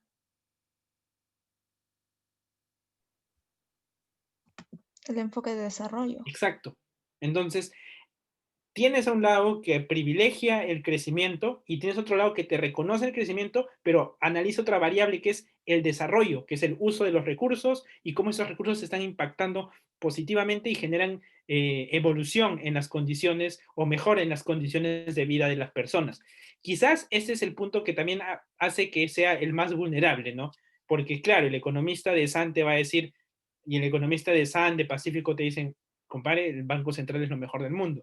Sí, y viene después la otra persona, te dice, sí, nuevamente, nada me sirve que sea el que más crezca si no me desarrollo nada. Tengo 1000 soles, pero no tengo que comer. No tiene mucho sentido, se dan cuenta. Entonces, ahí entran temas de narrativas, ahí entran temas de actores y ahí también entran desafíos. ¿Está bien? Entonces, ante esta pequeña problemática sirve para entrar al siguiente punto, que es la reforma. Tenemos dos tipos de reforma, chicos. La reforma parcial de la Constitución, que significa una suerte de amendments, como en Estados Unidos, las enmiendas. No sé si ustedes saben que Estados Unidos solo ha tenido una Constitución desde que se creó. Pero eso dice César. Una sola Constitución. La de Hamilton. O sea, bueno, ha tenido una sola Constitución, pero ¿qué pasa? Que algo hacen los estadounidenses. Ellos dicen, ustedes se preguntarán, César, pero de tanto tiempo solo una Constitución. Sí, es que ellos hacen amendments, entonces que son las enmiendas en español, significa que van agregando cosas, pero no modifican la estructura. Recuerden que algo importante y que también viene desde el inicio es que la Constitución, a diferencia de, oye, mala ordenanza, eliminamos la ordenanza, mala ley, derogamos la ley, la Constitución tiene un razonamiento diferente. Tiene que ser difícil modificar la Constitución porque es el corazón del Estado. Ahí están los derechos, ahí están nuestros poderes, en los poderes del Estado, ahí está la economía y ahí están las reglas y principios. Entonces, si fuera muy fácil regular, modificar, ya sea total o parcial o totalmente la Constitución, tendríamos problemas, porque los principios estarían cambiando y no tendríamos estabilidad ni seguridad jurídica. Es por eso que es difícil cambiar la Constitución, pero no es porque se le haya ocurrido al legislador, sino porque esa es la lógica de todas las constituciones existentes en el mundo. Tiene que ser difícil. Es por eso que no se exige solo la mitad de congresistas para modificar algo. Se requiere 87 votos, que son 2/3. ¿Se dan cuenta? Hay un razonamiento en hacer duro el cambio de la Constitución, y es básicamente la estabilidad del sistema. ¿Está bien? Ojo que no te... Y aún así Perú tuvo como 33 constituciones, creo. Claro, y eso, por ejemplo, justo iba a decir un ejemplo, República Dominicana ha tenido casi 40 constituciones. ¿Es desarrollado? No. ¿Tiene crecimiento? No. Acá hay una falsa analogía en que la Constitución soluciona todo. La Constitución te da principios y te da reglas, pero no soluciona muchas cosas, porque no es su intención tampoco. Su intención es dar paradigmas. Las problemáticas no están asociadas a la Constitución, están asociadas al comportamiento de las personas, están asociadas a factores culturales, están asociadas a cosas que se pueden modificar simplemente en los niveles más bajos de la pirámide. Se puede modificar, está bien, está mal la repartición de, está mal la ley agraria, tumbemos la Constitución. No, compadre, no funciona así. Tienes que ir a la ley específica y modifícala ahí. ¿Por qué? Porque lo agrario no está arriba. Arriba se reconoce que hay derecho a la agricultura, pero donde están las herramientas y los mecanismos son en las leyes chiquitas. Ahí es donde hay que modificar. Y nuevamente, y ojo que quede muy claro, la ley no hace ni deshace. La ley regula una situación en específico. Entonces, existe ley, existe, por ejemplo, está prohibido la receptación, que es la venta de artículos robados, la ley lo dice, la realidad no lo cumple, si no, no existiría la cachina o estos del centro de Lima donde claramente son cosas, celulares robados, ¿no? Entonces, hay que quitar esa analogía de que porque la ley lo diga, todos lo hacen o no lo hacen. No, la ley ayuda y complementa eso. No es la solución mágica, entonces no es la varita mágica cambiar la Constitución. Hay que tenerlo, hay que tenerlo en claro. Entonces, para cerrar el punto, la reforma puede ser parcial, significa solo unas partecitas. Reformas parciales que hemos tenido, para que tengan, digamos, fresco, por ejemplo, la inmunidad parlamentaria, por ejemplo, la reelección de congresistas. Se reformó constitucionalmente y ahora no, el Congreso lo aprobó 2 veces, con 87 votos, ya no se permite que los congresistas se reelijan, tampoco los alcaldes, nuevamente, ¿no? Entonces, sí, había un problema de reelección, listo, no reformamos toda la Constitución, no, reformamos primero las leyes chiquitas, si es que no se pueden y es necesario, el artículo específico de la Constitución. Eso es una reforma parcial. Una reforma total significa, chau Constitución del 93, juntémonos, hagamos, hagamos una asamblea constituyente significa hagamos una votación para ver quiénes van a hacer la nueva constitución y empiezan, no sé si de cero, pero van a copiar y pegar muchas cosas, pero quizás los puntos como el económico van a ser los más disputados, ¿no? Entonces, esa es la diferencia. Si incluso hay una problemática específica que hay que cambiar, a veces la estrategia de debate puede ser hagamos reforma constitucional si ya no se puede abajo, porque la primera opción es abajo. ¿Está bien? Lo tercero es, ¿por qué es importante al final esto? Porque entra un concepto importante que es la seguridad jurídica.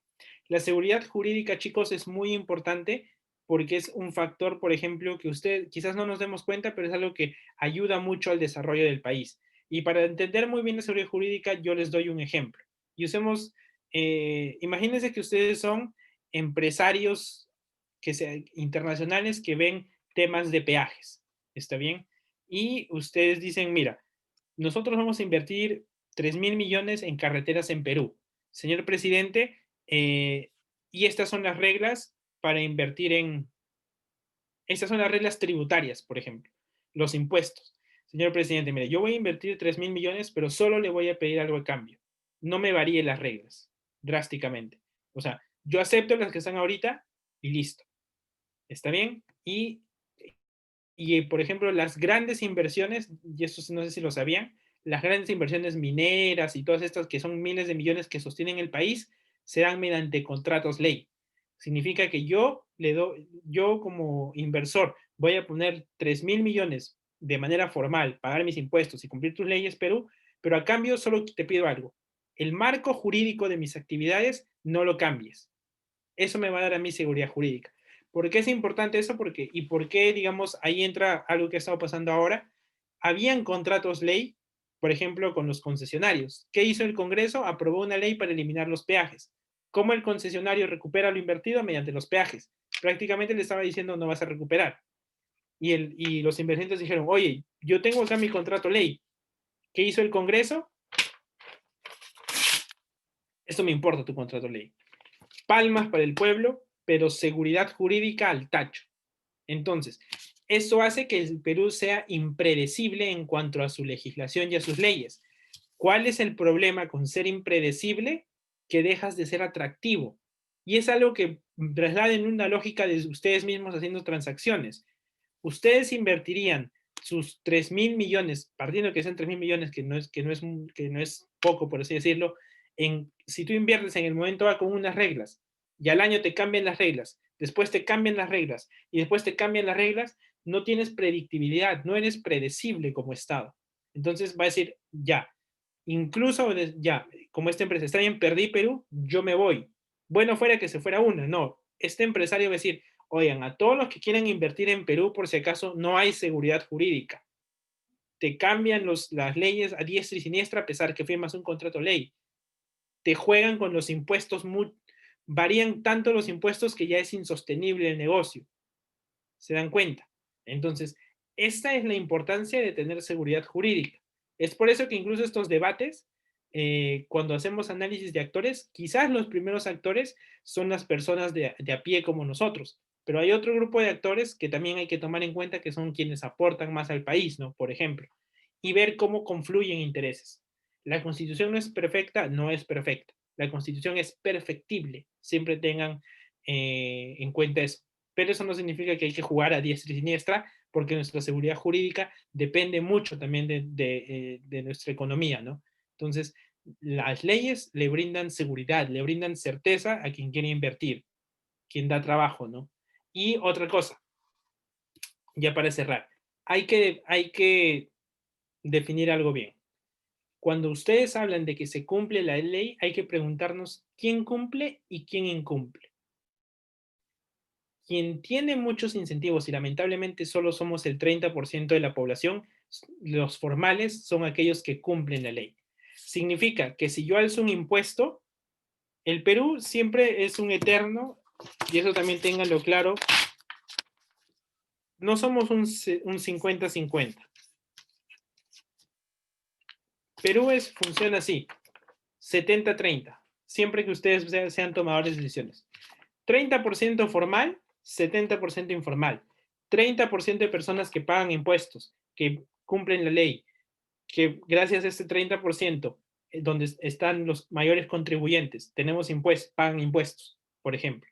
Entonces, cuando pensemos en una medida, pensemos siempre en el, casi siempre, o sea, ojo, no excluyente, el 30% va a ser el más afectado. Si subes impuestos, en algo tan básico como una hora más de toque de queda, quien se afecta o se beneficia o se perjudica es este 30%. Y ese es un gran problema, porque el 70% del Perú, chicos, no cumple la ley. Entonces, así tú pongas en la ley que las personas no deben trabajar más de 12 horas como pasaba en Ica, los informales y los ilegales lo siguen haciendo. Diferencia informal e ilegal. Los ilegales lo van a seguir haciendo. De nada sirve que asuses al pueblo, por ejemplo, hagas huelga, cambien el régimen agrario para el 70% de personas que en principio nunca cumplieron el régimen agrario, no cumplen derechos. Entonces, ese análisis también es bastante importante. ¿A quién perjudicas si pones condiciones o beneficias? Al 30%. Lamentablemente somos así. El Perú es muy informal. ¿Está bien? Y eso también en caracterizaciones implica, impacta mucho, porque nuevamente, yo cambio el régimen agrario, alguien que nunca lo ha cumplido, le va y le viene, no lo va a seguir incumpliendo, se eleva el sueldo mínimo a 2.000, a 1.500 soles, por ejemplo. ¿Quién lo sufre? Ese 30% que tiene estructura de costos y que paga impuestos, y que si sus ganancias no le dan, out. Acá nunca hubo sueldo mínimo, nunca hubo límite de horas. ¿Y cuál es el rol del Estado en este 70%? Potenciar lo que hablamos al inicio. Fiscalizar, regular, combatir la informalidad y la ilegalidad. Mientras tanto, este 70%, que lamentablemente es la mayoría, va a hacer lo que quiera. Entonces, también ojo con esto. Y lamentablemente este 70% termina votando, termina presionando por decisiones que a ellos les van y les vienen. Pero ¿a quién le afecta? A quien sostiene realmente la balanza. ¿Está bien?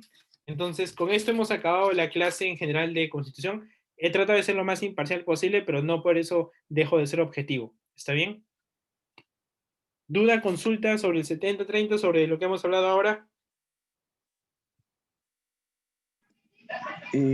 ¿Por qué existe tanta informalidad? O sea, ¿cuáles son los obstáculos para volverlo formal?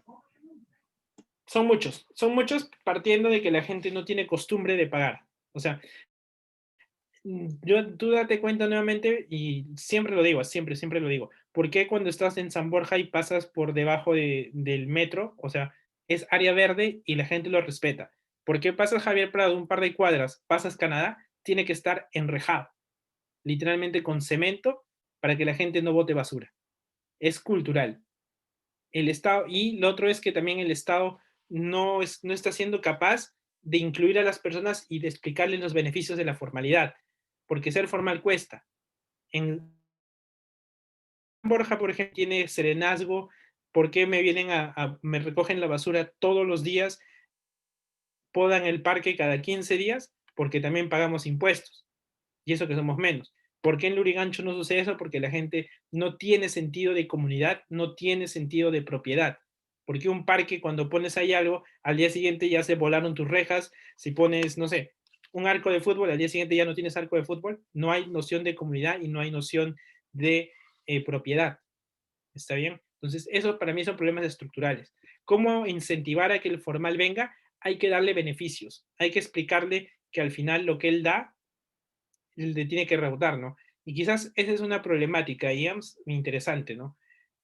Hay gente que paga sus impuestos y no encuentra correlación, o sea, pagas 1.000 de impuestos, digamos, y nunca recibes un buen servicio. ¿Qué haces si dices por los websites voy a seguir pagando impuestos si no veo alguna mejora? Entonces, va enlazado. Si la gente logra que sea contribuyente, tu Estado tiene que ser eficiente en brindar esos servicios. Si la gente paga sus impuestos y acá se lo tiran en corrupción, desincentivas más a las personas a ser formales. ¿Está bien? Entonces, parte de que el Estado demuestre que puede intervenir y que la gente vea los beneficios. Mientras eso no suceda, el 70% sigue afuera. Y bueno, y aparte que existen condiciones, sobre todo eso, ¿no? ¿Duda, pregunta, consulta?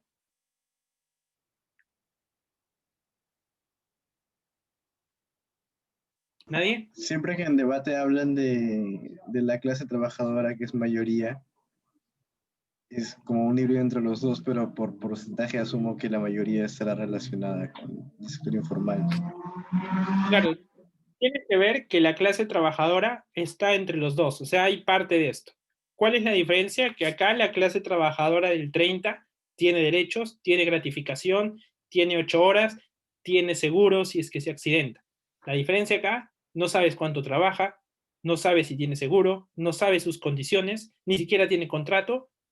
Esa es la diferencia. Bueno, aquí la gente de mesa directiva es informal, lo siento, chicos. Y nos paganos. ¿Alguna duda? Listo, entonces con esto cerramos la clase de hoy. Espero que les haya servido. 2 temas que ya, si yo les pongo Esan ya confirmó el día domingo.